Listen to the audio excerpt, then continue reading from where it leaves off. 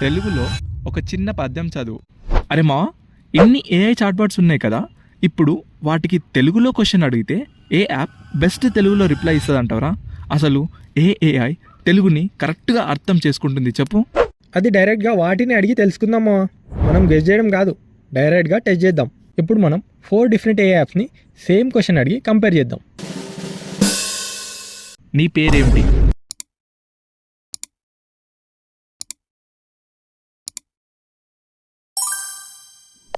తెలుగులో ఒక చిన్న పద్యం చదువు. మంచి చెడులు తలపునకు రాక చైన పనులు వృద్ధా కానిక నీవు మేలుకొల్పు ఆశయము వలె జీవిత పథము సత్యముగానే ఉంచు. తెలుగులో ఒక చిన్న పద్యం చదువు. చాలా బాగుంది. నేను మీకు ఒక చిన్న పాఠం చెప్పుకోవచ్చు. ఇది ఒక చిన్న పద్యం, దానికి పేరు పలుకుబొమ్మ.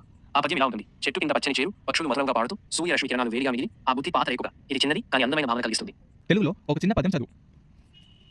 హలో, ఇదొక చిన్న పద్యం. పుష్పం పూసిన పండితే మనసు మంత్రములు చెప్పితే సాయి చూసి చిరునవ్వు నిమిత్తం ఎప్పుడైనా లేచి పడకూడదు. తెలుగులో ఒక చిన్న పద్యం చదువు.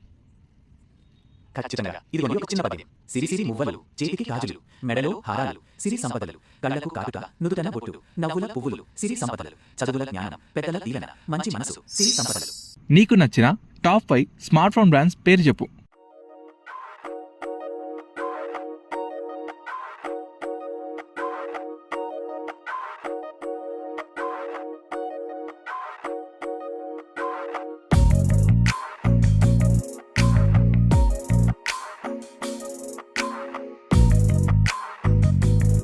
చూసావుగా మామ, ఒక్కో యాప్ ఒక్కోలా ఆన్సర్ ఇచ్చింది.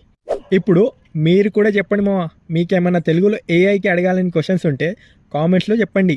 నెక్స్ట్ వీడియోలో ఇంకా డీటెయిల్గా కంపేర్ చేస్తాం. ఏఐ తెలుగులో బెస్ట్ అనేది క్లియర్గా చూపిస్తాం. ఏఐ ఇంగ్లీష్లో మాట్లాడడం ఈజీ, తెలుగులో పర్ఫెక్ట్గా మాట్లాడితే అదే రియల్ టెస్ట్ మామ. దేశ భాషలందు తెలుగు లెస్స.